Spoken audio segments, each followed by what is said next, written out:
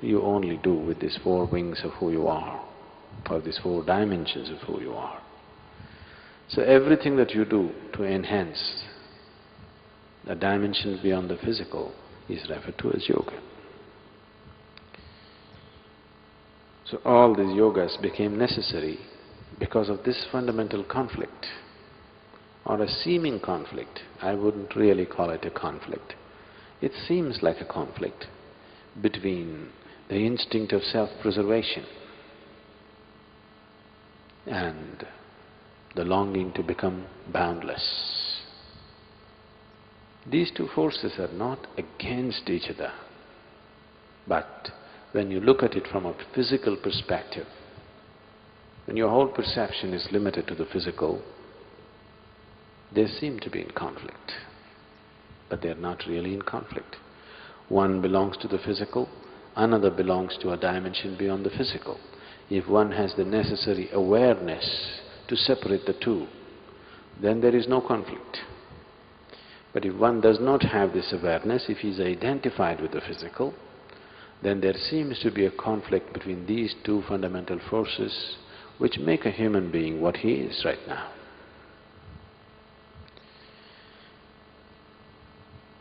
If you go by the ways of the body, it knows only self-preservation and procreation. It's incapable of anything else. These two are the only two aspects of the body. If you go by the dimension beyond that, the longing to become boundless, unfortunately most of the time trying to find physical expression to this longing to become boundless, leads a man into all kinds of activity, insatiable activity. Even if somebody's body is aching, you can't make them sit. Do you see? You went to Himalayas? Your body is aching enough, it says. But no, you must go to the top of the mountain and come, because you want to be little more than who you are all the time. You always want to be little more than who you are. This longing is a never-ending longing. This longing is not seeking for little more, it is seeking for an ultimate expansion. So these two aspects become a conflict because of a strong identification with the physical. Once you get deeply identified with the physical, then these two fundamental forces, one which helps you to root yourself well on this planet, another which is supposed to take you beyond. Unfortunately, instead of working in collaboration, they become a conflict. All the struggles of humanity in terms of should I be spiritual or materialistic is just coming from this ignorance. Sadhguru, how come like a boy with 6 years old, he can remember his last life, he can tell who he is, who's his parent, and sometimes he can tell who killed him, where and how. And after a time, he can forget everything. Yes, how come he can remember? He should not remember. Nature has given you this cocoon of life so that you do not remember. It has given you a protective wall so that you do not remember. Because if you remember, you will become a far bigger mess than you are right now. See, these few years of living here, 10, 20, 30, 60 years of living here, people are just struggling with the memories of their life, isn't it? Yes? People have great struggles with these few years of memories. Suppose a few lifetimes of memory opened up. You know what a turmoil and struggle it would cause within you? Just being here, you're still struggling with relationships. You're still not able to forget what happened yesterday. what may happen tomorrow, all these struggles are going on. Suppose you realized, let's say you remembered your past lives and you realized that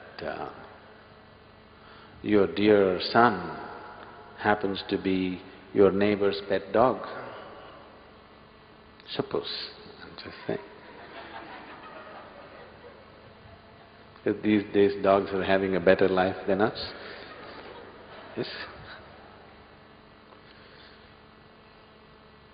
You know what a havoc it would cause in your life and in your neighbor's life and in the dog's life. It wouldn't be good for anybody, isn't it?